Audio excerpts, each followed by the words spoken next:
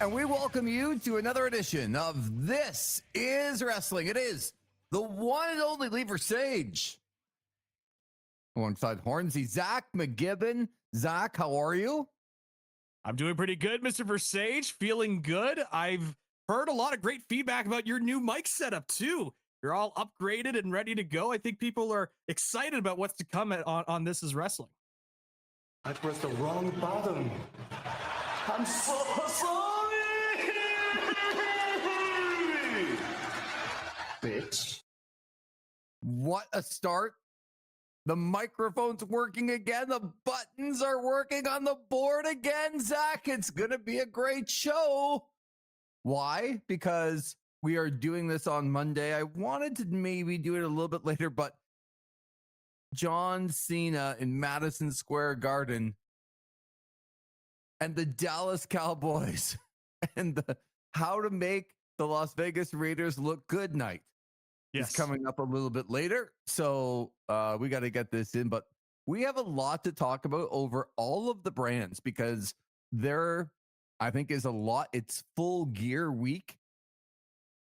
A lot of fallout from Blood and Guts and Collision on AEW. As we go into Monday Night Raw tonight, John Cena at Madison Square Garden and having, I think, some big names appear on that show for him. We have a new world champion in TNA and an interesting week for the TNA promotion. I will leave it there. Yeah, that's kind of an understatement there in terms of interesting for total nonstop action wrestling. It was interesting. But I do want to start with the fallout from Blood and Guts here before we get to, because look, as we record this, people are going to know what's happened on Monday Night Raw, and I do expect some big names to be there. I think everybody does, with John Cena's last appearance at MSG. But for Blood and Guts, Zach, I want to start off with AEW, and I'd like to give them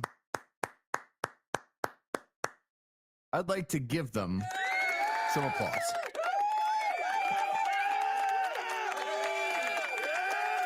A big round of applause there for AEW. Extended, but well deserved, because, and I mean this, I didn't love everything about Blood and Guts, but I can't remember a show that I was told what I was going to get. I believed it was on TV, so it would be toned down. I think you had the same opinion. Yep. And this was probably the show for me that when they told us what we were going to get, they gave us exactly that and more. They didn't leave anything sort of unturned. And I'd like to juxtapose Blood and Guts back to Monday Night Raw last week. But I really liked, I'm not going to go as far as I loved, this is the greatest thing I've ever seen, but I really liked Blood and Guts. And I can't tell you how much I appreciate when they said this is what we were going to get. We got that and more. So I give them full kudos for 2.5 hours. And I was glued for all of that show. What about you? I loved Blood and Guts last week. This was the stuff from AEW that I continue to beg for from them. Try and be different from WWE. Make it feel like when I'm watching your television, I'm not going to get the same thing on your top competitor in WWE. And like what you said, we got something that was completely different from what we usually see from the other company. We got, the violence, as you mentioned. We got, 3 tremendous matches, all 3 of them. And I'm including the Falls Count Anywhere match as well. I thought they all delivered in their own different ways last week on Dynamite, the Blood and Guts edition of Dynamite.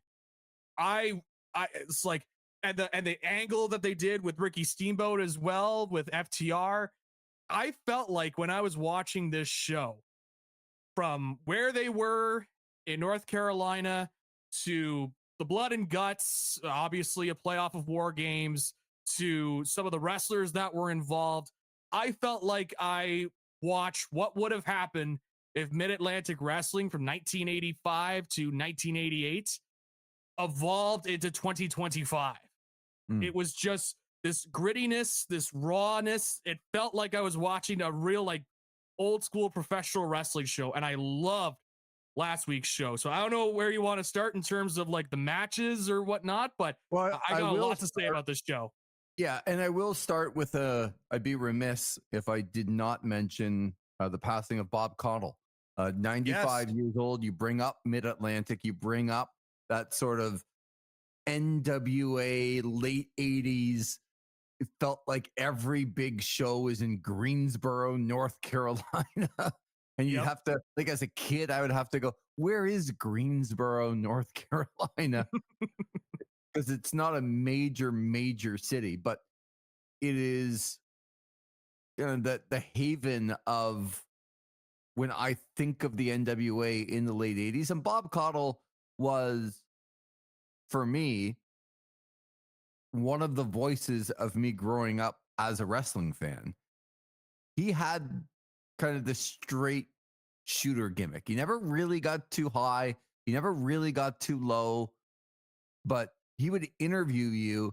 And even with the wrestlers yelling or big events, like, his voice would raise, but not to the levels of other announcers. He would almost be that, I'm a legit announcer in the wrestling business. That is my shtick.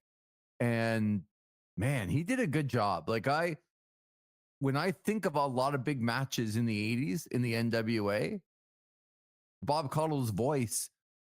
So, I mean, 95 years old, led a good life, but you mentioned Ricky Steamboat and FTR, and it kind of brought you back to that. And man, Bob Caudle was such a big part of me watching the NWA back in the 80s and the early 90s. And just what a great person to represent the business of professional wrestling, Bob Caudle.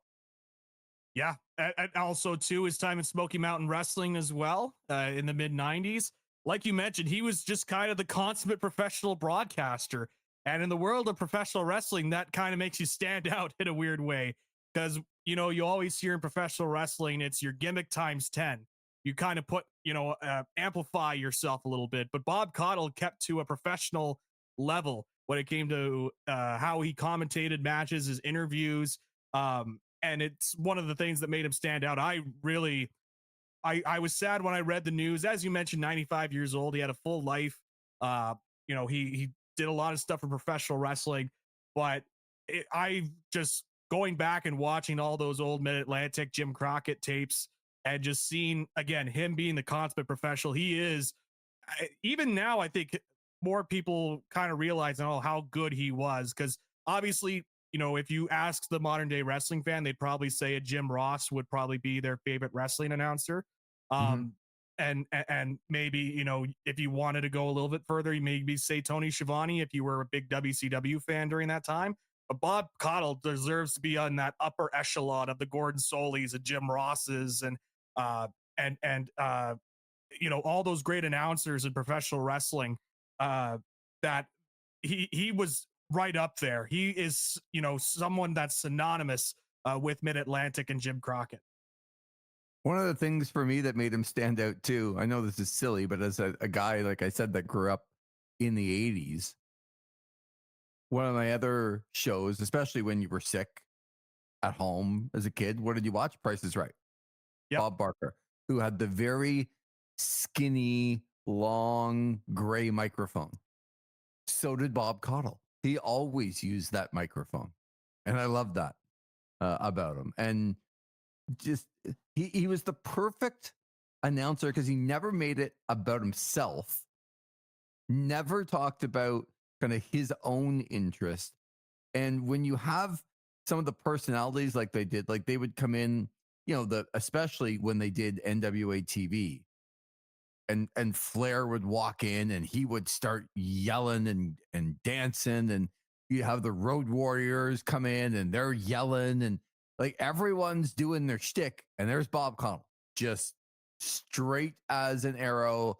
I'm going to call it down the middle, and I'm going to ask the questions, and whatever you're doing, it's almost like it's going right over my head because I'm going to ask you another good question coming up. And that's what I remember. But the legitimacy behind his position and how he kept himself legitimate. So let's start with Blood and Guts and the beginning of the show, as I think I was most intrigued by the women's match, but I was also, I think, the most fearful for that one. Just because, you know, you and I were in attendance for whatever that tailgate brawl was in Toronto. Yes. It was a good Dana White clip I'm going to have to get on my board. It super bad. The worst. That was not very good. So I was worried about just the length of time. Like, what would they do to entertain us for that length of time? And Sky Blue said, "Don't worry, I got you." Yeah. Yeah. Right off the top. So, I have a couple of minor critiques of this match, but this one way surpassed my expectation. It held me on for, and I don't have the run time on me, 40 some minutes. And I thought almost all of this was completely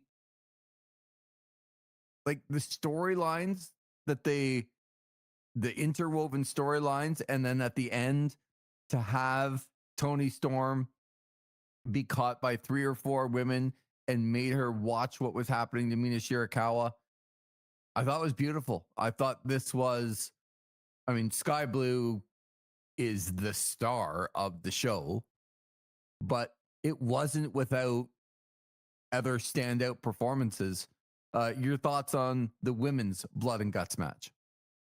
This exceeded my expectations. I was going in like you with some lower expectations, mainly because of the build going in to this Blood and Guts match. And I was looking at some of the competitors, and I was concerned about wrestlers like a Sky Blue, who I don't think are at a stage where they needed to really elevate themselves to get on that stage at Blood and Guts. And boy, did they ever. Sky Blue, this might be a more of a niche reference, but like off the Muda scale when it came to the crimson mask that she had on, just a lot of blood.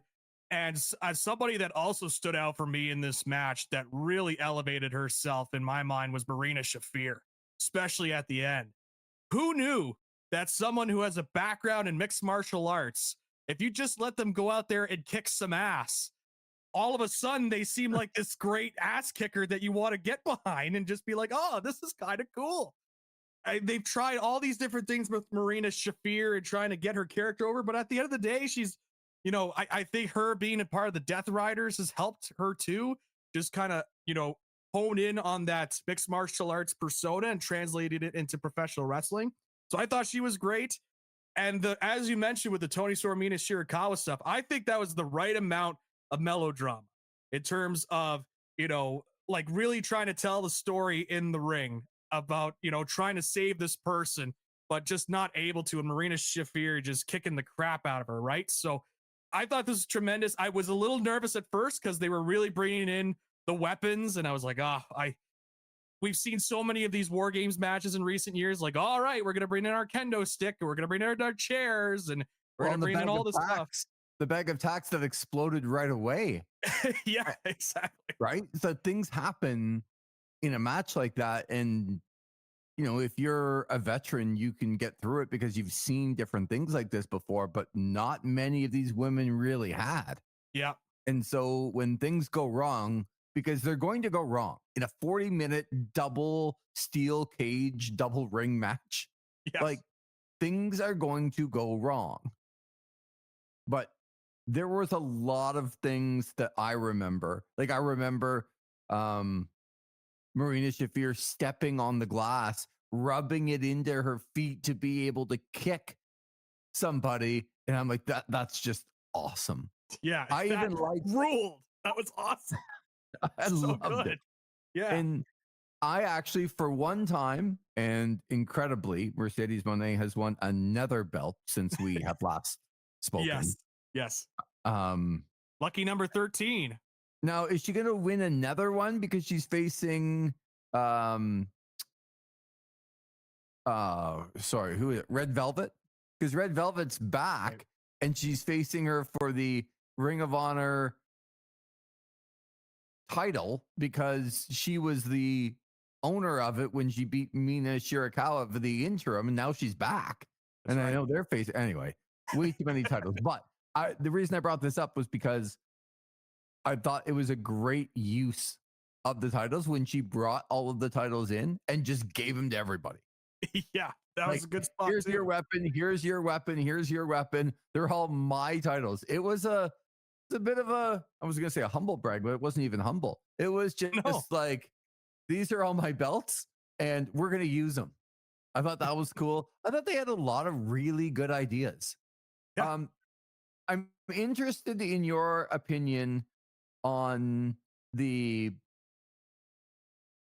I know it was Julia Hart. Who else? I think it was Tekla that got out of the ring. Yes, and they found a little hole in the side there and just snuck themselves out. Yeah. Did you like that? I didn't love it. I'm we've established on the show I'm more of a traditionalist, so I would have preferred that they kept it in the ring and kept it in the cage, but I will say it was creative in terms of how they got out of there. But I wouldn't say I necessarily loved it. And I bring not that what up, I would have done. I bring that up because I actually thought it was a pretty cool. You're using your head in the middle of the match. Yep. Until they actually got outside. And the whole idea to me was to, they were stealing the key. And all of a sudden they were going to throw people out of the cage, lock the door. And it was going to be what I thought was going to be like 5-on-1. Right. And in the end, it turned out to be like 5-on-4, and they locked one person out. Yeah. And I'm like, what are you doing? Like after all that. Yeah. So again, that was something that I thought was a decent idea. Wasn't really executed as well as I thought. Yeah. Jamie Hayter, though, I will say, took a gnarly bump getting out of the cage. Yes. She took some gnarly bumps in this match too. And I think what's going to help, like when we think back to what I would call the most memorable women's match in the company's history, and that's Britt Baker and Thunder Rosa. When you think of that match, I don't really think of the entire match. I think of the last little bit of the match and the Crimson Mask again for Britt Baker and those sort of things. This was when you have, what was it, 12 women? It was 6. Was it 5? I think it was 5-on-5. Yeah. Okay. That's a lot of people to try and get a shine on every single one of them. And I thought that they did a fairly good job at, like Sky Blue did, because she was bleeding so badly and she was in the ring for so long. Yep. But as you said, I remember the Jamie Hayter through the cage in a crazy spot. I remember Mercedes Moné. I remember Toni Storm. I remember Marina Shafir. I remember the way that Megan Bain looked afterwards. Yep. Like she was torn up. So all in all, I think they did a marvelous job at getting as many people over as they possibly could. Told a pretty good story at the end.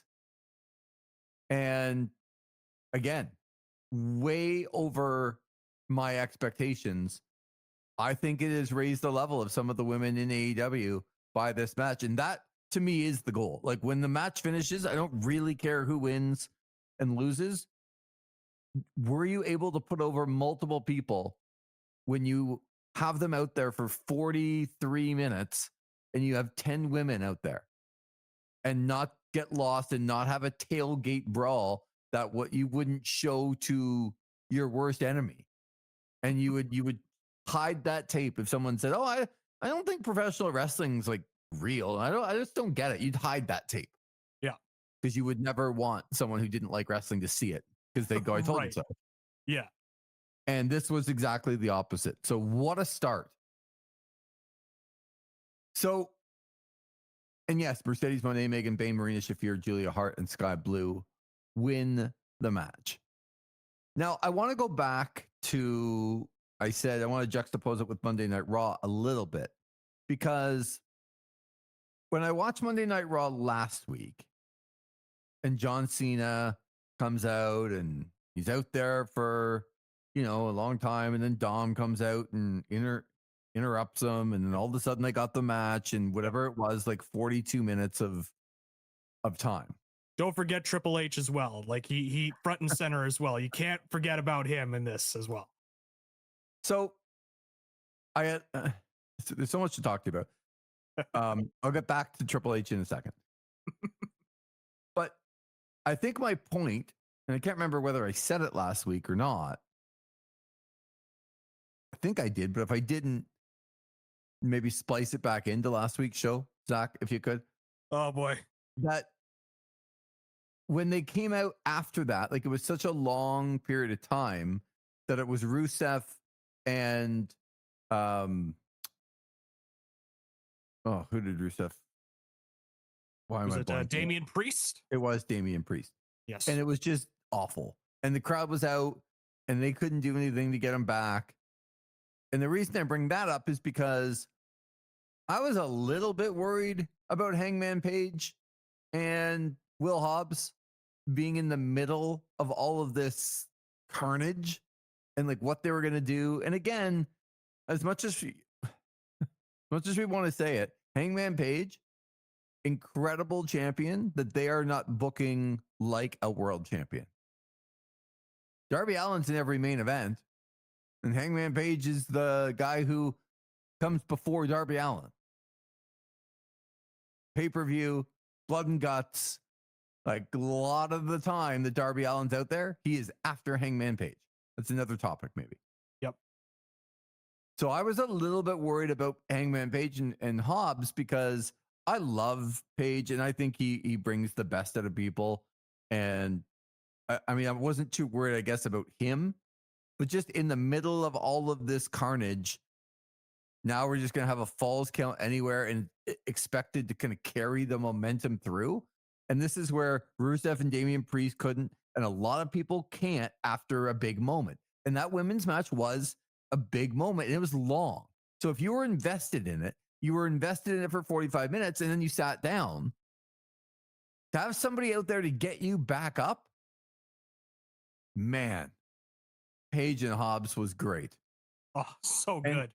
And I didn't do a lot of reading afterwards because I was excited to talk to you, and sometimes your thoughts get jaded. But yep. Was there a lot of talk about like what in that match stood out for you, and was there talk around a couple of things in that match? There were certainly some of the bumps that were taken for sure, like right off the bat, I think about Powerhouse Hobbs landing on his tailbone essentially and then bouncing when he landed. That was the one that made me viscerally, oh my God, as I was watching the show. And there were two War Games matches. I thought he was really hurt. Yeah, me too. I thought he shattered his tailbone. He exploded off the table and over-rotated a lot. And coming down like he did, oh my God. Yeah. Crazy. That was a wild spot. So then, not to take away from the match, because we'll go back to the match, but if you haven't seen it, I have no idea whether you've seen this or not. There is one of the great things that's ever happened to me as a guy who loves watching not only the wrestlers, but loves watching those around and loves watching the fans kind of get into it. Yep. Do you know what I'm going to say? I think so. What am I going to say, Zach? I don't know. I Yeah, think I do, but I'm teeing it up for you. folks, that's in the business that Zach doesn't know what I'm going to say. I am unpredictable, though. Yes. There was an old woman in the crowd, and I saw her right off the bat. And she, as Hobbs and Paige were climbing the stairs to get to their final spot, I saw her. Basically, she was sitting in the seat trying to get security to get over there to protect her because she didn't want any part of this. Yes. None of it. And all they did, not on purpose, but all they did was get closer and closer and close. And she was like screaming and having all these people in front of her. There was one person that just didn't want anything to do with what happened. It was hilarious if you go back and watch it before the final bump. But man, every time they need Hangman Page for something, he comes through. This was as good of a match in the middle of a card as I've seen in a very long time, because it did nothing but continue and carry the momentum and build it even more towards the main event. Just your thoughts on that match, and maybe a couple of thoughts on Hangman being in the middle of a card but not at the top of the card. Yeah, first of all, the match, I really like this match. It reminded me so much of an old All Japan match in the 80s when you'd have Stan Hansen and Bruiser Brody go out there, and they would start in the ring, and then they would make their way out into the crowd, and they would start brawling in the crowd. And when you watch those old tapes, you would see like all the fans starting to run off and try and get away from these maniacs and Stan Hansen and Bruiser Brody and Abdul the Butcher, all these guys that are just like brawling into the crowd. This is what it reminded me of. Some of the heat in the match, I just absolutely loved. And going in, and I was one of those people coming into this show when this match was booked. I was thinking, man, we've already got 2 War Games matches. Now we're going to do a Falls Count Anywhere match to try and really carry this show. But boy, did they deliver. It was a great bridge between the 2 War Games matches, and it brought it in a weird way its own unique style. It's funny you mentioned the deal with, you know, the old lady that's like trying to protect herself from the crazy people that are wrestling and fighting in front of her. It's the unpredictability. It's this, you know, this thing when you're watching that you got these crazy people that are wrestling, like, again, something different that you would see in All Elite Wrestling. And the final spot where Powerhouse Hobbs gets thrown into the table could have done without the little sparks and explosions at the end. I think that was, you know, a little bit too much, but still, like, everything else about this match, I thought was a great bridge of just these 2 guys don't like each other. They're beating the crap out of each other, and they hate each other so much they're going into the crowd and fight each other. And the crowd is like, oh, what's going to happen here? They're trying to get away from these crazy people that are fighting in front of them. Like, this is what it could be, Lee. Like, this is what pro wrestling can be sometimes. It can be so simple, and yet they always come back to these old tropes of backstage interviews of, my guest at this time is insert name here, Roderick Straught. Roderick, what do you think about the upcoming match? I'll tell you what I think about the upcoming match. And then he goes into his promo. No, we don't have to do this all the time. We can have 2 guys that don't like each other and they're beating the piss out of each other, going all around the building, fighting each other. And then you have this big climax at the end. And then you have the babyface champion and Hangman Adam Page standing up to the heels and Samoa Joe saying, hey, you want a steel cage match? You got a steel cage match. I'll fight you in a steel cage. This is like classic old school wrestling 101. It could be this simple. And I haven't got to the men's War Games Blood and Guts match yet, because there's a lot I got to say about that too. But this is what it could be. Like, I was so invested in this. Like, oh, I'm loving this show right now. It's the feel that I'm looking for in professional wrestling. One question about that Hangman interview afterwards with Joe.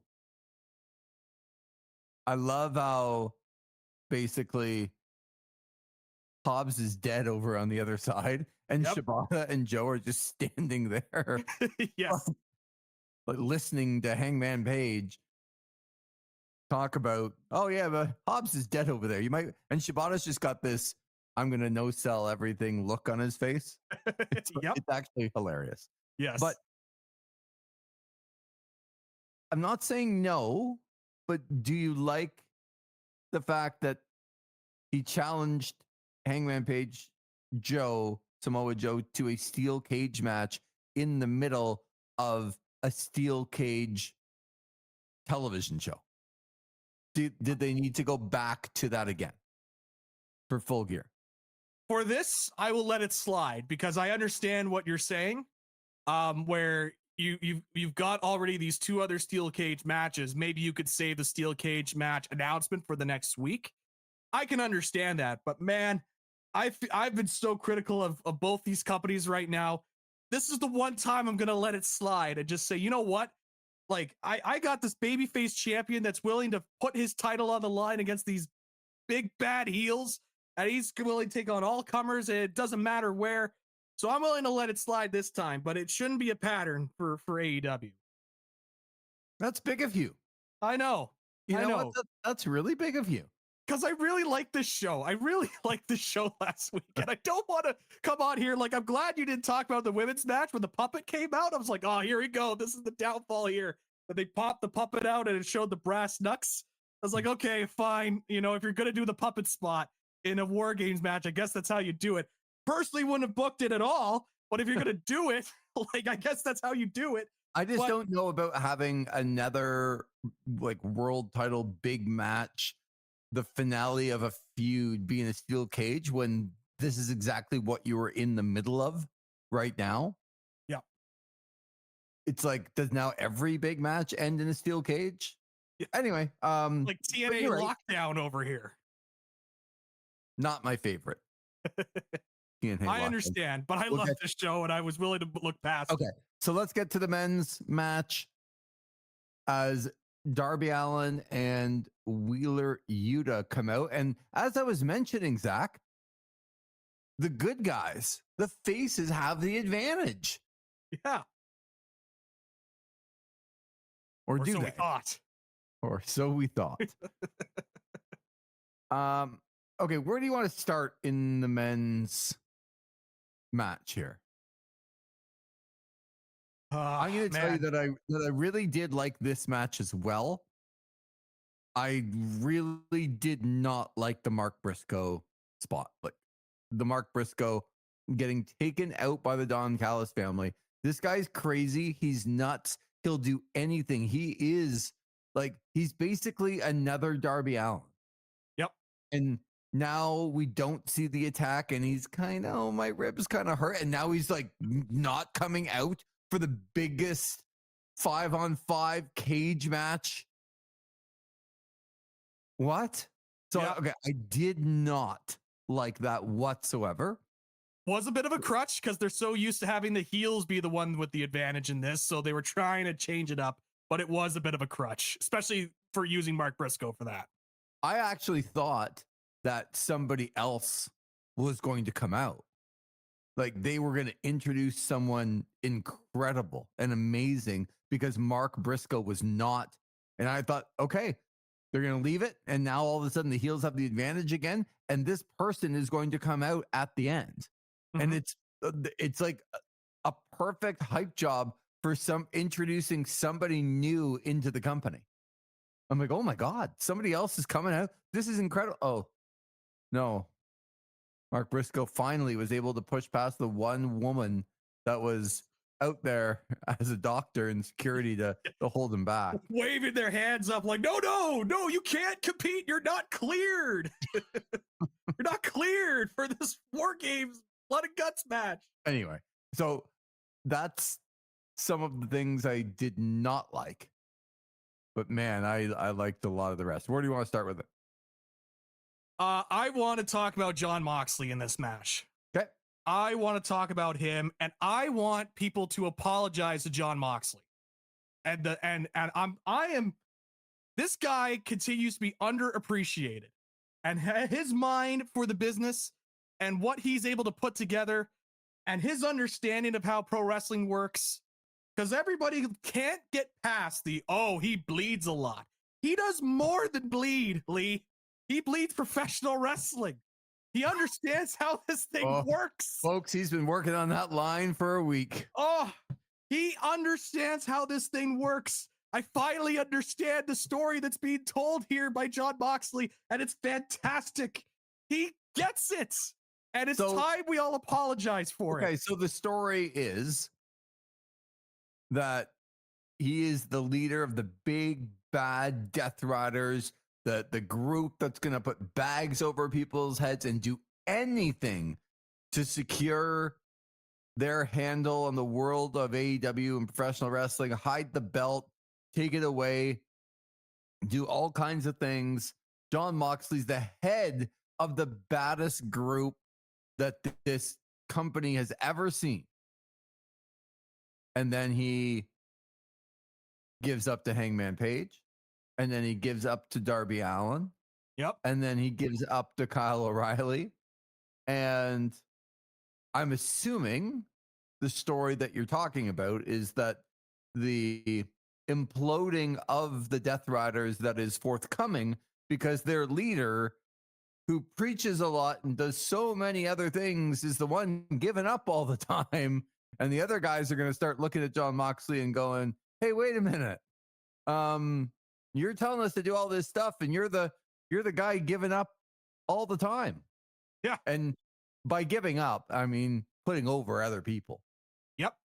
And he's put over the champion and Hangman Page. He's put over Darby Allin. He's now put over Kyle O'Reilly. And I assume that this is what you're talking about? Yes, absolutely. When the chips are down and he doesn't have the Death Riders to support him and he's all alone in the middle of the ring, there's nobody that can come in and help him. He's a coward at heart. And chicken shit, Zach. Yeah, that's right. That's right. He is a coward and he has to tap out because he's not as big as bad as he claims to be. Oh, this is all being told in the ring too. There's not one promo. There's no backstage interview with Claudio Castagnoli being like, I don't trust how you portray yourself. I'm going to tell the story through exposition in this promo so that it's easily consumable for our audience to understand what the story is. No, it's being told in the ring like professional wrestling is supposed to be. This is the story they've been telling over the last couple of months. Like you mentioned with Hangman, we didn't understand the Darby thing at first, but now I'm realizing what they're doing here. It's because when the chips were down in the Darby Allin match, he had no support of the Death Riders. He's all alone in the ring. He taps out like a coward because he's not who he preaches to be. Mm-hmm. And it's the same thing in this match too. In this match, all the Death Riders are gone. All he's got is Kyle O'Reilly. And he thinks he's got him in the armbar, but Kyle O'Reilly's able to outsmart him and get him back in transition. Some of those reversals at the end, such a great closing stretch in this War Games Blood and Guts match. And then Kyle O'Reilly finally catches him, who also had a great Crimson Mask for his match too. Like just an insane level off the Muda scale and able to win. I did not expect him to put over Kyle O'Reilly that strong, but boy, did he come out looking like a killer. He didn't have to make jokes. He didn't have to do funny ha-has. He didn't have to do, weird, like wacky faces. Like, he didn't have to do weird, wacky faces. He looked like a badass in the Blood and Guts match. And all of a sudden, I'm like, wow, this Kyle O'Reilly guy's legit because he made Jon Moxley tap in this brutal match. And Jon Moxley knows how to tell this story. So we all collectively need to apologize to Jon Moxley and look past, he just bleeds. All he does is cut himself. No, he's telling a story in there. He's been doing it for months. This guy, Jon Moxley, at the end of the year, if he's not in your Wrestler of the Year by the end of this year, you have not been watching pro wrestling this year. This guy has been unbelievable for AEW, and we all need to appreciate him more while he's still here because he gets it. I love this guy. I love how he thinks. I love how his thought process to pro wrestling. I love how he's telling the story. I love his commitment to the company. That's the guy. No wonder Tony Khan keeps on going back to him because this is what he's able to do. This was such a great ending, and the match itself, it was different from the women's match because they utilized the cage a little bit more. And like you mentioned, there was a little bit more of, all these guys kind of coming together. Was everything about that match perfect? No, it wasn't. But boy, in terms of the energy of what it could be and like how they were able to tell the story, again, it goes back to my thought process of this is like if you modernize 1986 Jim Crockett Mid-Atlantic. Like this is just a transport of that. Just a little bit more blood, a little bit more violent, but like this is what it could be. Yeah, so I was in love with the show. I was in love with this match. I'm glad you brought that up because this match specifically to me felt like 1987 War Games. Yes, it was awesome. Like the Four Horsemen and the Road Warriors and Sting and Luger, and like it felt just incredible. Dusty Rhodes, all of those guys. That's how it felt. And you didn't even get to the bleep you, buddy, that Kyle O'Reilly gave to John Moxley while in the Bulldog choke. Didn't love the fact that when he gave him the FU in the finger, the Canadian way, that Moxley let go.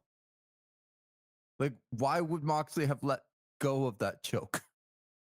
I don't know, but he gave him the FU, buddy, because I'm a bit of a Canadian, and I am still polite, even though I'm telling you to, to get lost. But yeah. So, yeah, I thought Roderick Strong was great in this match as well. The only thing I felt bad for him was his sequence of 3 consecutive. I'm going to try and put you through the table, and the table. Yes. Oh, the tables were working stiff tonight at War Games, man. They were like the first one. Japanese tables out there. The first man. one he didn't quite get there, and you could see, oh man, they didn't quite get to where they needed to be on the table. Yep. And then the second one was a little bit better, and that one didn't break him. Like, oh, he's gonna go for it again. Please get. Oh no, he didn't get it again. Yes. But I thought Roderick Strong was great. Darby's always great. Orange Cassidy is such a unsung hero too. Yep. He's incredible. The spot where they stapled his hands while he had it in his pockets was creative. I like that. It's good. And this is the spot for it. It wasn't just on a random show. You know what I mean? Like, hey, we got this great idea. No, this was the right place to do that.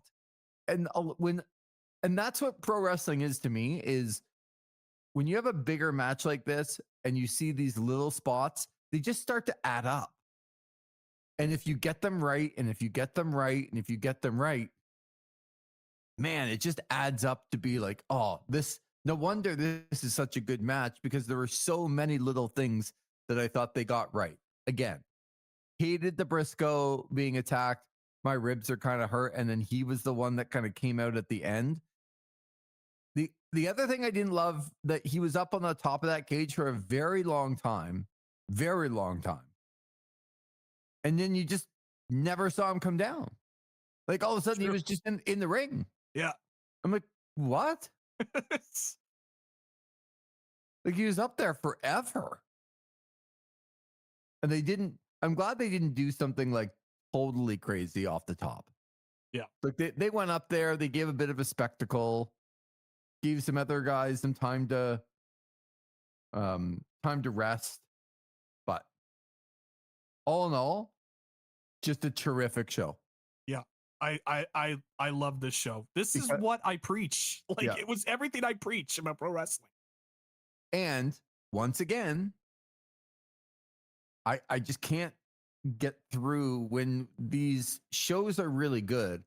I think it's important for people to understand that, I don't know, pick your favorite team. Let's just say it's the Ottawa Senators, and they don't have Brady Tkachuk in the lineup right now. But let's say they go out and they put together like a really good week, a really good 10-day stretch, and they don't have Tkachuk and Sanderson and Stützle and Claude Giroux and Batherson and Shabbat. They're all out. Yeah. That's pretty much what's going on in AEW. Because you know who was, I want to say, noticeably absent? Because we've talked a lot on this program about Swerve and MJF and Osprey and Omega. Those guys were not on the show once again. So to me, and this is only, I know there are some other really good wrestlers, but there's Hangman Page, who's carrying a lot of what they're doing. They've put Darby and Moxley kind of at the top of the last couple of main events. But I would also tell you that Kyle Fletcher has been carrying this company.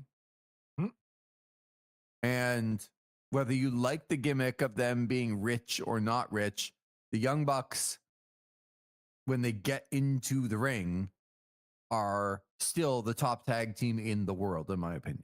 Absolutely. This show didn't have the four main stars that we always mention, but it also didn't have Hangman. It also didn't have Kyle Fletcher. Yep. Didn't have the Young Bucks. It didn't, like, FTR was out there, but they didn't wrestle. Yep. There were so many top people not on this show. For them to deliver this kind of performance without, say, like, arguably, if you listed off the top 10 people in AEW, I don't know if more than two were wrestling at Blood and Guts. Darby and Hangman. Other than that, I know, like, Moxley. Moxley, yeah, no, for sure. But man, there's a lot of talent that was not on that show, and for them to be that good, I give them all the kudos in the world. It shows the depth of this roster that AEW has, that when they can just hone in and, like, really commit to this vision, they could be so good. And that's why I'm always like, sometimes we get some pushback from our AEW super fan on some of the stuff, but I've seen how good this company could be at its peak, especially with this roster that they have. Like, it's why we kind of criticize them a bit more, because we know how good it could be. And we saw it in the Blood and Guts show last week of how good this company could be, even without the names that you listed there. Like, they could have some top level shows with the roster that they have. And so it's why I push them. And then, you know, some of the segments that they do, because I know I'm not going to get the same sort of caliber of show this week. We'll probably go back to what I complain about a lot with a lot of these, you know, weekly television shows we see nowadays. But for right now, in terms of what I saw last week and what was set up, like, again, this shows the depth that this roster has and how good this company could be when they really get everything together and hit their peaks and truly show that they are different from every other wrestling company in the States. We will have a preview of Full Gear coming up later on this week as Saturday quickly approaches to their next show. I kind of feel it is a little like Survivor Series. I think it's kind of the lost show around everything else that's going on in the company with AEW. But let's transition into the WWE. And Zach, you and I are sitting here. It's probably an hour before Monday Night Raw begins, maybe even 45 minutes at this point. And it is John Cena at Madison Square Garden. Expected big names going to be there. I don't know who. I would expect to see Roman Reigns on this show. I don't know about Brock Lesnar, but I don't think he can be too far behind. I think I know Liv Morgan's close to coming back. And so does she come back on this show? But they are going to bring back some names, and they're going to continue on with the tournament. Who's Solo going to face? I actually think it's going to be Roman Reigns. See, that would be interesting. That would be I think Roman's going to be in this tournament. What did you, like, just your thoughts on who might be at Raw tonight, and the fact of, I'll just let you talk about Matt Cardona, not Joe Hendry, was the name that came out on Friday Night SmackDown Yep. Zack Ryder, I guess, not Matt Cardona, but Yep. the name that came out and wrestled and lost to LA Knight in the Yeah. tournament. Right. Yeah, I got it. Yeah. Every time you do it, I gotta sneak it in. You know how I do, Lee. I always have to get my stuff over. So I will say this. I got sent a list of names, so I'm not going to predict names out of the fairness of this review. I shouldn't have looked at my phone, so I apologize. But I will say this in terms of the Zack Ryder stuff. I did get a laugh because I immediately, when I saw Zack Ryder had returned to the company and then lost immediately to LA Knight, in his match, I immediately thought of the Kevin Owens clip in his interview with Cody Rhodes, where he talks about being the king of the indies, but yet continues to talk about how I don't know why WWE doesn't hire me. I don't know why WWE won't bring me back. I've got my gear ready to go. So that was my first thought when I saw Zack Ryder came back. I saw that he's got some sort of merchandising thing going on with WWE. Doesn't sound like he's actually signed to the company. So I don't know what to really make of that, other than I guess they just wanted a surprise as they were kind of hyping up in this tournament, and Zack Ryder was available. So why not call up Zack Ryder and have him face off against LA Knight, and you could give a win to LA Knight and you don't have to have anybody else on your roster lose. We've seen that with AEW before, where they'll bring in some familiar names that aren't necessarily signed to the roster. You just kind of bring them in so that you can have your guys that are signed to your roster beat them, so that you can have some credibility as you move forward. It's like, oh, they beat this recognizable name in this tournament. So I think this is kind of similar to what WWE was doing, where they beat this recognizable name. I don't know how much value in terms of the Zack Ryder name would be for the modern WWE fan nowadays, but it is at least something there. I'm not like totally blown away by Zack Ryder. You know, I respect how he was able to get over in the early 2010s and being one of the first wrestlers to really utilize the internet to kind of get themselves over. So at least in the 2010 age. So yeah, that's kind of my thoughts on the Zack Ryder stuff. I thought it was really interesting that he told Chris Van Vliet not that long ago that if he ever came back, he would be Matt Cardona, and that basically you could, like, I think he said something like nasty if I ever came back and heard that, you know, the woo woo song. Yeah. As my which entrance. They did remix that song too, which was kind of a lot less interesting song that they brought out there. So I don't like, did they bring back Cardona as Zack Ryder because it was a one-off? That's what it seems like to me. Like, it's what it feels like to me, just based on everything that we've heard in terms of, like, he's not signed to the roster, he loses in his return. Usually with WWE, if they want to push you and they want to have you be a consistent figure on the roster, they would have you win in your debut, because that's just kind of how they think there in WWE. Mm-hmm. So, and especially, like, however we feel about LA Knight, he is a pushed guy on the roster. And we don't feel good about him, by the way. No. I think I'm a little bit higher on him than you are, but I'm not saying he's out there as Toshiaki Kawada either.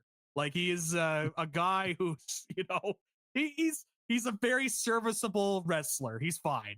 You know, it's I've seen worse wrestlers than LA Knight. How about that? That's my compliment to LA Knight. Did you like the Kawada comp? I did. Yeah. He's not exactly. Oh, Zach, I knew you were going to do that. I'm going to change it up each time with a different wrestler from the past, whenever we talk about mediocre to bad wrestlers. Okay, so how do we feel about the tournament and how it's shaping up? I'm not really feeling this tournament. Like, I thought I wanted to like it more. I as it goes on, I thought there'd be better names in here. I really did. I know, but then again, when you really look at this roster for WWE, like, you could tell how top heavy this roster is when it comes to their stars. Like, when they have their stars, Cody, Punk, McIntyre would throw in there, Seth I would throw in there.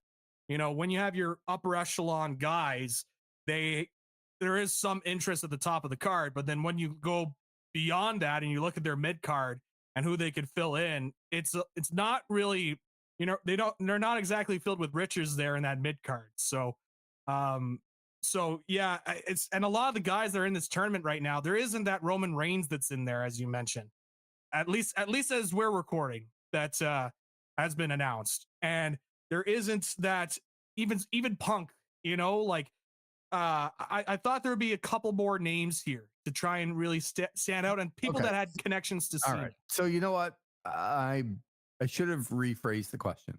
Okay. What are you going to do when Jey Uso wins this tournament? I am going to question how wrestling bookers have their jobs. I'm going to question what I have done with my life to commit to this tournament to see Jey Uso win in the end. I'm going to question that all that buildup for the Cena retirement tour, that we're going to get Jey Uso at the end, who I'm sure he'll botch at least 3 moves during the match, which all of a sudden now WWE fans are finally picking up on the fact that this guy's not exactly, you know, Mitsuharu Misawa out there whenever he's wrestling. So, you know, like I'm not exactly thrilled with the idea of Jey Uso taking on John Cena. And you're probably going to throw out the idea that Jey Uso beats John Cena and he becomes the new Intercontinental Champion, so that you can have a new top guy. And I would, you know, I'd have to step out of my chair, maybe go and vomit, and then come back and record the rest of this podcast. So, I'm not excited about that at all. It wouldn't be my preference. That's for sure. Yeah. I want to be pushed like Jey Uso, though. Like, I want to be able to go out there and like stink up my WrestleMania matches and stink up my Prime matches and yet still get pushed. Like, that's a great gig to have if you're Jey Uso. Like, I want to go out there like I did with the CM Punk match and look visibly gassed because I was yeeting so hard in the audience that I'm having a tough time keeping up with CM Punk in the ring, who's not exactly the greatest athlete either in CM Punk. So, but I'm going out there getting gas, but I'm still getting title opportunities and opportunities to be a guy on the brand. So he sells a lot of merchandise, man. He does. I know. So did Karrion Kross, apparently, and look at how he's doing. He's doing great. Yeah, just killing it on the indies. Good for him. Well, good for him. Okay, so what do you want him to do? Do you want him not to kill it on the indies? Or do you want him to be pushed like Jey Uso in the WWE? What do you want? I don't want Karrion Kross on my screen at all. Like, I'm perfectly content. He could go out there and kill it on the indies where I don't have to watch him, and that's great. He can make his money, and he could do his interviews, and he could do his Academy Award nominated movies or whatever. Hey, I'm telling you, when This Is Wrestling is taking another step in the next couple of months, and when it does, and it is, folks, going to take another step. That is true. I'm going to get Karrion Kross on the show. Oh, fantastic. I'm looking forward to listening to that one-on-one when you interview Karrion Kross. And I'll listen to it. It's like, wow, he's really delving deep into Karrion Kross. What happened to the Bob Caudle, a professional journalist broadcasting? Hey, you know what? I give him a lot of credit. He's still very, very over on the indies. Yeah. And if he's not going to be over in WWE because he can't get in front of Jey Uso, then hey. Yeah. So I mean, we were talking about Jey Uso, right? In terms of what he was able to put in the ring. I mean, Karrion Kross wasn't exactly Kenta Kobashi when he was wrestling in the ring either. So when he was out there, wrestling that Aleister Black and Zelina have literally just taken their intro and made it theirs. Yeah. Like it's exactly the same. Yes. But if you ask Aleister Black, there's actually a lot more deeper meanings than initially presented on the screen. So if anything, it's actually deeper than what Karrion Kross presented, and that's why he's being pushed on TV. Right. So I have probably read the same things as you as what Cena's match is going to be tonight. Mm-hmm. Looks like it'll be him and Rey Mysterio and Sheamus to take on Finn Balor, JD McDonough, and Dominic Mysterio. I still don't know because there seems to be a couple of spots open. Have you read as we lead up to this who the name in the tournament is? I have read who the mystery opponent is for Solo Sikoa. It looks to be Nick Nemeth. Yes. Dolph Ziggler. He's here to show the world, Lee. Bring it on. Well, I would hope that he wins. Yeah. I'm telling you, if this ends up as Solo versus Jay in the final, Oh God. I'm telling you, you, event in any building. I'm telling you, the bloodline storyline is going to continue on well past John Cena. I really hope so. Javon Evans is taking on Gunther tonight. Yes, that match I'm interested in because it's so different and out there for WWE to book a match like that, but it's kind of a unique match where I'm like, oh, I actually kind of want to see this. Yeah. And what they've done, for those who don't know, is they've actually booked Javon Evans. They made Sheamus go down.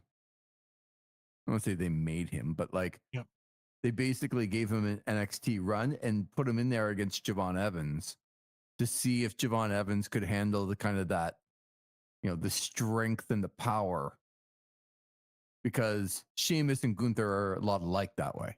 Yeah. So I found that interesting to kind of send Sheamus down to get a couple of trial runs going on. But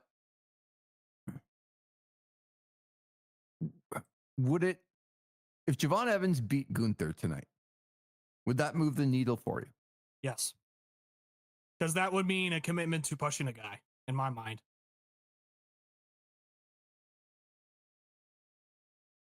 You could do it like 1, 2, 3 Kids style with Bret Hart and have him get the shock victory, on Raw. I think it's a possibility, don't you? I think it's possible for sure. I would be all for it if they had Javon Evans beat Gunther, because even though I had predicted in the past that Gunther would be, certainly Gunther is a favorite in this tournament anyways. What would really hurt Gunther if he took a loss to Javon Evans here? It would be a big boost for Javon Evans if you want to establish a guy right away, having a huge upset in this tournament. And it goes back to the credence that John Cena was talking about of trying to get guys from NXT to be put over, right? And trying to put a showcase on them. Well, they're having NXT talent on the Saturday night's main event, are they not? That is what Cena says anyway. Yeah. On December 13th. So, man, why not? Who you know else? You know what I say, Lee? If you think you got a guy, push a guy, right? Remember that thing I sent you a couple days ago about the youngest champions. The last time that there were champions that were under 30 in WWE. Seth Rollins and Bray Wyatt. Yeah, Seth Rollins when he first won it, when he cashed in at WrestleMania 31, and Bray Wyatt when he won it on that SmackDown there in 2016. That's nearly 10 years ago that the last time the champions were under 30. It's mind-boggling when you think of that, right? And you look at the history of pro wrestling, a lot of the times when there's a big boom, obviously there's some outliers in there. You can look at Hogan with WCW, obviously, but a lot of the times when you have a new era of professional wrestling, it's because they have new young talent that haven't been overexposed to an audience. And so they've got some talented young guys that are in their 20s in NXT. Like Javon Evans is somebody that a lot of people continue to circle as a guy that they think could do something with. Braun Breaker is somebody we talk about all the time. So why not? How old is Carmelo Hayes? He's in the tournament. I think he's older than you think, but I think he's in his 20s. I'll do a search. He's 31. 31. Yeah. And how old's Bronson Reed? Bronson Reed, I think, is in his late 30s. He's been wrestling for a while. He's 37. Okay. Just because Carmelo and Bronson are facing each other. Mm-hmm. But they never really have committed to a push with Carmelo Hayes either. Nope. But you wonder, because we got 4 people that are moving on to the quarterfinals in Rusev, Sheamus, Jey Uso, and LA Knight. Yeah. And then we have Javon Evans and Gunther, Solo Sikoa against what looks to be Nick Nemeth, but we'll see. Finn Balor against Penta, and Carmelo Hayes against Bronson Reed. I mean, there's your tournament. Somebody from that group is winning the tournament. Yeah. And I doubt it's going to be Nick Nemeth. I would highly doubt it's going to be Finn Balor or Penta. I would give Carmelo and Bronson Reed and Javon Evans more of a chance than I would Finn Balor or Penta. Yep. I can tell you I don't mind where this tournament is going, but I'm really scared of Jey Uso or LA Knight. Yeah. I don't think they need to be there. If they I do go, punches. yeah, I agree. If they do go forward with, like, let's say Gunther does beat Javon Evans, I feel like that automatically skyrockets him into a potential person for Cena to face in this final match. Yeah, it's probably the right move. Like I thought Dominic Mysterio could come back and win the Intercontinental title. Yep. It'd be interesting if Bronson Reed, if they wanted to do it that way to really give that group a little bit of a push, because Braun Breaker is the one that everyone's talking about. Yep. But if Bronson Reed in the group was the one that actually retired Cena and had the title, after also beating Roman Reigns earlier this year, too. Albeit through dubious means, but you could still push it on commentary. it's an underwhelming group. Yeah, to me. very. Yeah, unless they push some guys in that group, and unless they have them going further along. But if it's Jey Uso, I mean, my God, like, we need to have an intervention with old Paul Levesque about his booking and what he truly sees in that guy, other than merch, and people saying yeet. So, can we talk about? We were talking about Nick Nemeth and TNA. Yeah, let's talk about Santana, who won the heavyweight championship at the last pay-per-view. Yep. You can tell me what their Money in the Bank thing is called, but Frankie Kazarian had it. And after what I would call the B- group of NXT people, yep, like Lexus King coming out.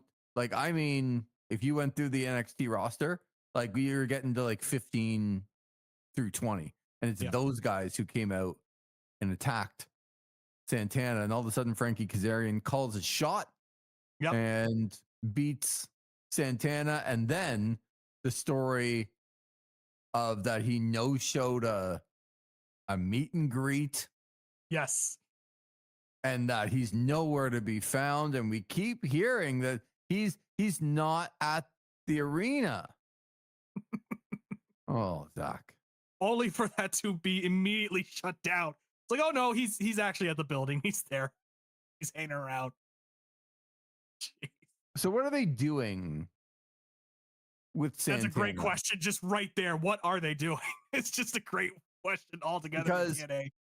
Because it felt like as much as they weren't being ruled by the WWE, or they were for a period of time where NXT talent was beating TNA talent in every big match, they still kind of had Santana was this, story that took a couple of years, and he finally made it to the mountaintop, and then he gets taken down right away by Frankie Kazarian and gets beat up by a bunch of B- wrestlers from NXT. And then the next night he's there and he's in a tag match, and then they get beat down again. What are they doing, Zach? That's been the eternal question for TNA since its existence, since it formed in 2002.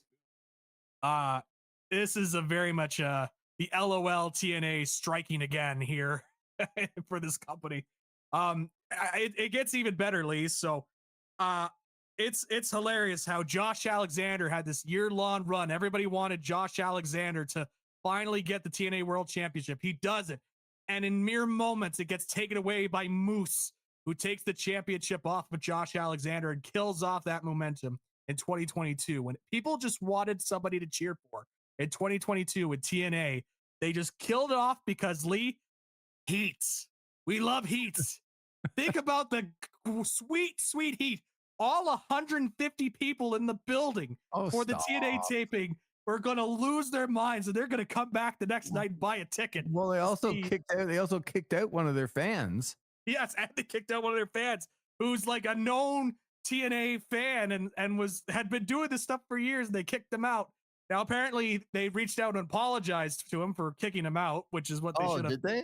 They did. After the backlash, and Tony Khan saying, "Hey, you're welcome at AEW and ROH shows anytime," and all the bad PR, which is the least, shockingly, not the worst PR thing to happen for TNA this past week. But going back to the Alexander and Moose example, where it's like year-long, the people in TNA in that creative room, Tommy Dreamer and whoever else, Delirious, like all those people looked at that and said, let's do that again. People didn't like it the first time. Let's do it again, but we'll add in the factor of the low-tier NWO B team, NXT guys to come out and also get involved in the match. It was like Virgil and Scott Norton, Conan coming out, Stevie Ray, like all these people coming out. Big Bubba Rogers, and they're the ones that are beating you up. Yeah. so I don't understand it. Yeah. I mean, there's just so much. Like, did you see the finish? Like, did you actually see the finish itself? Mm-hmm. Like, it wasn't even like a competitive match. It was a miscue. Like, they lost track of where they were, and then somehow Santana got rolled up, and then that's how he lost the title. No, what it was is like Santana reversed. He kicked out of Kazarian's first maneuver, and then he reversed it, and he went to do the what does he call spin the block, which is kind of like just a 360 clothesline. Like he'll turn around and then clothesline you. But when he went to do it, his shoulder gave away because they beat up his shoulder. And as his shoulder gave out when he did the spin, then he got rolled up. Yes. And the shoulders were down 1, 2, 3. And Frankie Kazarian is your new TNA World Champion.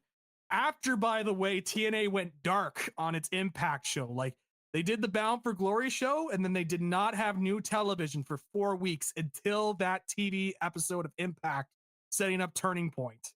So the first thing you see, the first new thing of programming you see from TNA after a month off from Total Nonstop Action Wrestling is Mike Santana, the guy that they were cheering for, the fans were behind, that they might have missed the peak already, like they were months late to putting the belts on him in the first place, but they finally do it. And then after that, he takes the pinfall loss in his match, and people are not happy. And then they saw, it's such like, are we sure Vince Russo is not in TNA? Because like they look at the reaction, all the fans are mad, and they're like, oh, heat. Like, look at all these mad fans on the internet that are mad that Santana is gone. Let's turn this into an angle. Yeah. And let's try and work some fans. And this kind of garners a little bit of a bigger discussion on people mistaking heat for bad decisions. Yep. And there's fans that are not happy when bad guys win. And then there's decisions that I'm going to not watch your product, because you mentioned with the Josh Alexander, and there's many other examples. When you get behind somebody and you get behind them for a long time and you follow their journey, if if that's taken away from you, like you follow for a year and it's taken away from you, as you said, in one day, it's the very next show that they had. Why would I continue to want to invest in these people? Yep. That's not heat. That's go home heat. That's okay. I've just invested a lot of time, and now in like one fell swoop, you've just taken it all away. Yep. And then tried to pretend that he wasn't around, and like the guy who just tweeted about being 1,000 days sober was going to miss a meet and greet because he was mad. Yeah. Come on. And Like- you're doing this, by the way, you're having the guy taken away from his meet and greet to try and work an angle for a show that you're already having trouble getting 150, 200 people in. So these are the hardest of your hardcore fans in TNA that you're taking away the champion, or at least one of the main faces of that company, away from the meet and greet, that you're trying to put over this angle that ultimately falls apart, explodes in your face, and all these wrestling journalists were able to pick it up and be like, oh no, he's actually behind the scenes. This is part of an angle. It's part of a story. Like, and it just blows up in your face. It's just like again, the baby face, by the way, too, Mike Santana would not show up for the meet and greet because he was so distraught over losing the championship. Like, I mean, it's TNA. Like, it's TNA. The only thing that's kind of real about it is that you could almost put yourself into Mike Santana's spot and go, yeah, I can see him not going. Like, I'd be so mad personally for the angle that they're trying to get across. That's just not good business. Yep. But that's an example of just way too much thinking and outsmarting yourself. Yeah. Like, working yourself into a shoot. Yes. Yeah. Because again, what is good business? Right? Like, you can tell me that it's good business that Mike Santana is a chaser. Like, it's good business that Darby Allin's a chaser. But after a year and bringing his girl in, his daughter, and doing all of that, it's not good business to take it away from him right now and put it on Frankie Kazarian. Who is going to watch your program with Frankie Kazarian? And there's much respect, like he's had an unbelievable career. Yep. But that career has long since gone. It's Frankie Kazarian in 2025 as opposed to 2008, 2009. Right. Who's going to watch your product with Frankie Kazarian and knowing that you treated Mike Santana that way? Yeah. And oh, by the way, Lee, you were talking about the Call Your Shot stuff. There's actually 2 winners of the Call Your Shot tournament because they, at the Bound for Glory show, they had, I think it was a count out or a draw or some sort of draw. So in order to decide it, they were like, you both are winners. You both get a title shot. So you both can cash in. It is Nick Nemeth, who has also got his Call Your Shot gauntlet. And during the programming, I think it was on Turning Point, where Nemeth confronted Kazarian and said, just so you know, I also have my Call Your Shot title opportunity. So I can call my shot on you after you called your shot on Santana. So let's just muck up the main event scene a little bit more for that title.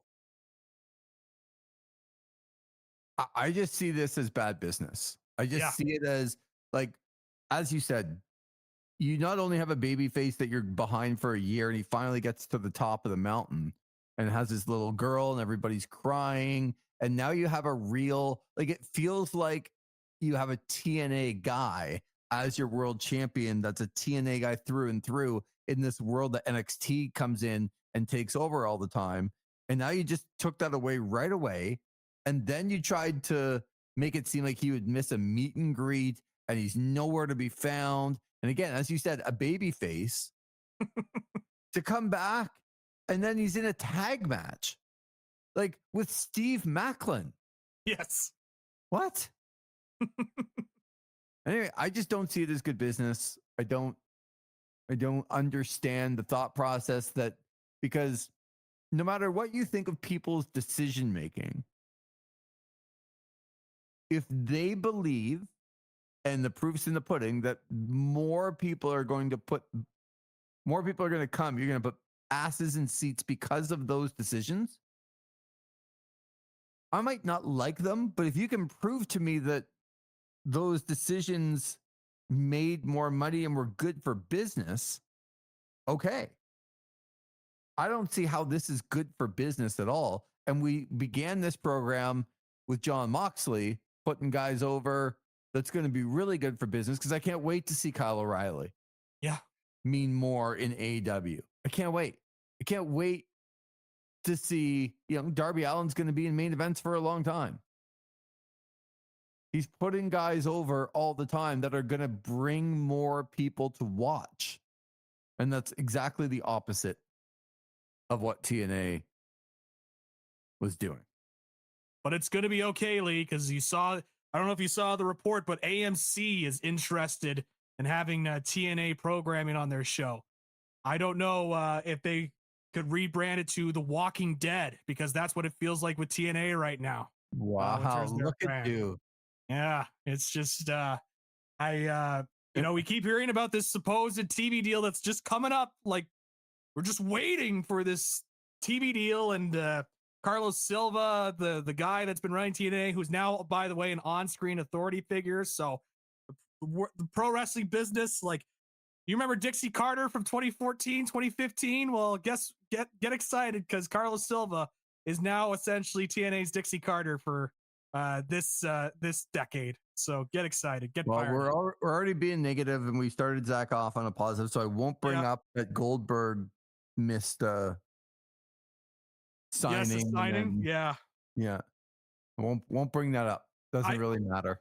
Apparently, the promoter was like, "We actually agreed to this amount of time," and he reached his time, and he left. So apparently, it was some sort of miscommunication. So I was going to come on here and be like, "Oh, well, look, Brett was right, of course. I mean, Brett is always right in professional wrestling." But it seems like it was some sort of miscommunication and a promoter not being fully transparent with what the deal was with Goldberg there. So we will have later in the week an AEW Full Gear preview, and we'll be able to talk about what happened on Monday Night Raw at Madison Square Garden, one of John Cena's last appearances. And you'd have to think it'll be pretty big, as last week he went to Boston and won the Intercontinental title just weeks before he is going to retire. That's what we're going to do. So I can go watch Dak Prescott lose to a Raiders team that might be one of the worst teams in the league. But Zach, I'm still going to have to park my butt in front of the couch and watch that as well. So we do the whole Kenny Omega, bid you adieu, but we won't do that either. But we will talk to you later on in the week, because we'll have that Full Gear preview coming up for AEW, and talk a little bit about Monday Night Raw as well. Have yourself a great week, Zach. Rest that voice. Lot of Golden Eagles. Golden Eagles? Yeah. In Golden Hawks? Boston College Golden Eagles, no? Oh, the Boston College Golden Eagles. Why are we mentioning the Boston College Golden Eagles? I just thought that you had raised up a couple levels from your junior B, whatever you're doing. I thought maybe you had gotten to another level, doing AHL games, maybe some NCAA games. Yeah, they're traveling me down to Boston College, and walk by the Doug Flutie jersey and the Matt Ryan jersey as I'm walking in and wow, there you go. Okay, yeah, see, I know my college athletes, but no, I will say though, I am going to be calling with David Foote the school day game on Wednesday for the Belleville Senators against the Toronto Marlies. So it's 4,000 screaming kids. Have you ever done that before? No, this will be my first ever time doing a school day game, so it's should be fun. I'm looking forward to it. I am up in the booth. Yes, okay. I have called many a junior hockey game, school day games from between the benches. Yeah, let me tell you, it's loud. One of the things that I think from a broadcasting point of view that's really interesting is depending, like, are they expecting a lot of kids? Is it going to be close to a sellout? You know, I last I checked, I think they were pretty confident it was going to be close to a sellout. They were saying more than 4,000, and that building fits about 4,000 or 5,000. So okay. One of the things that's really, really interesting, and I'll be eager to hear your response because I haven't done a school day game in 10 years.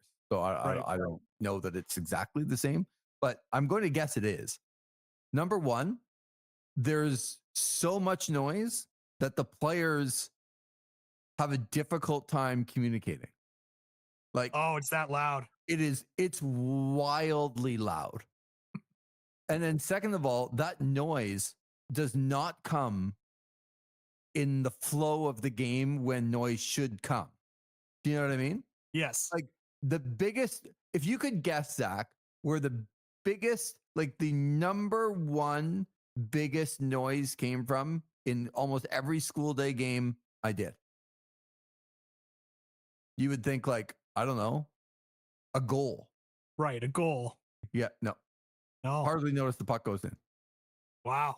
Like the level of, other than like the horn going off, like to cue the kids in, it's kind of like, it's kind of the same amount of noise.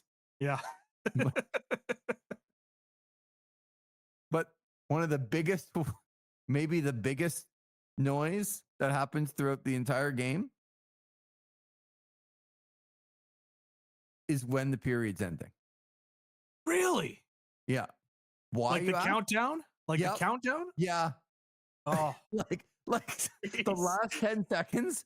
I'm like, this is like counting down to the last 10 seconds of we'll never see hockey again in our lives. Sounds like the Royal Rumble. Yeah, no, they're going to come out next period, boys and girls. Like, don't worry about it. Oh man, like, it is something different. Yeah. So the players have a very hard time communicating on the ice, like especially D partners and goalie to D. It's wild. Yeah. And then things like what's the mascot? Does Belleville have a mascot? Belleville does have a mascot. You know what his name is? Zach? No, it's not Zach. It's Belly. Oh. Belly the mascot. Belly.